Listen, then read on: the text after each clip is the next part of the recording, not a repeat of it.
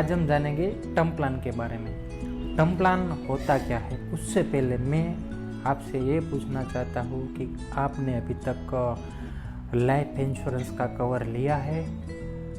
नहीं लिया तो कोई बात नहीं, आपको लाइफ इंश्योरेंस का कवर लेना चाहिए, क्योंकि फ्रेंड्स आज के टाइम में लाइफ इंश्योरेंस का बीमा यानी कि आपका फैमिली प्रोटेक्शन। आज के समय में हम लोग जॉब करते हैं, बिजनेस करते हैं, आज की लाइफस्टाइल भी ऐसी हो गई है कि आज आप देख सकते हैं कि मार्केट में नई नई बीमारी आ रही है। हमने सोचा था कि कोरोना होगा, कोरोना जैसी कोई बीमारी आएगी, लॉकडाउन रहेगा, नहीं ना।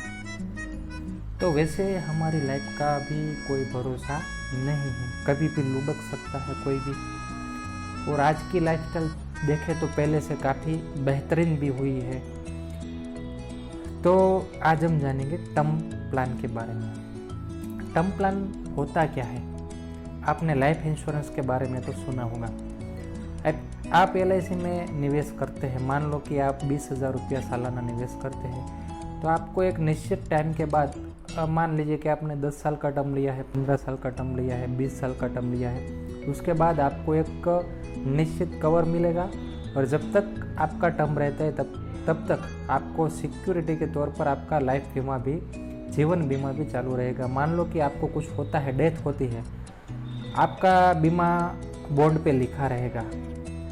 बॉन्ड पे मान लीजिए कि आपने 5 लाख का बीमा लिया है, अगर आपकी डेथ होती है तो आपको कंपनी 5 लाख रुपया आपके नॉमिनी को पे करती है।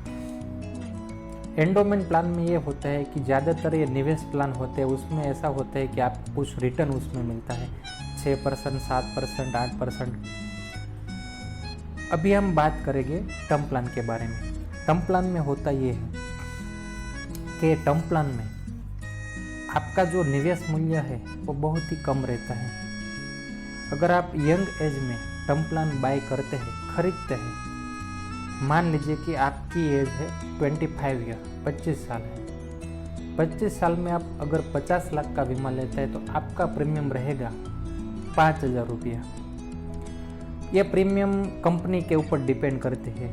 आज LIC के अलावा काफ़ी सारी private life insurance company India में मौजूद है और बहुत ही अच्छी कंपनी भी है, जैसे कि मैक्स लाइफ इंश्योरेंस है, HDFC है, ICICI है, फिर LIC है। काफ़ी सारी कंपनी मार्केट में अवेलेबल है जो ऑनलाइन और ऑफलाइन टर्म प्लान ऑफर करती है। तो टर्म प्लान में होता यह है कि आपका निवेश मूल्य भी कम रहता है और आपको लाइफ कवर भी ज़्यादा मिलता है।